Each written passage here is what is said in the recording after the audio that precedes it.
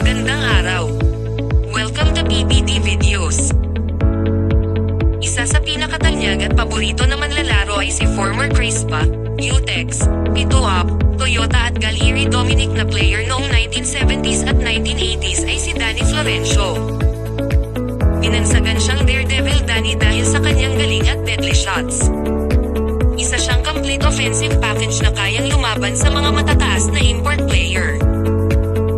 Siya ay nakapagtala ng PBA highest score na 32.26 points per game.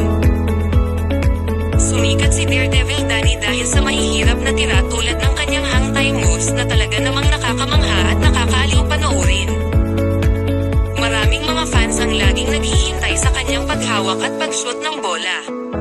Ilan lamang sa mga naging teammates niya ay sina Bugs Adornado, Jun Papa, Robert Jaworski, Francis Arnaiz, Ramon Fernandez at Abby King.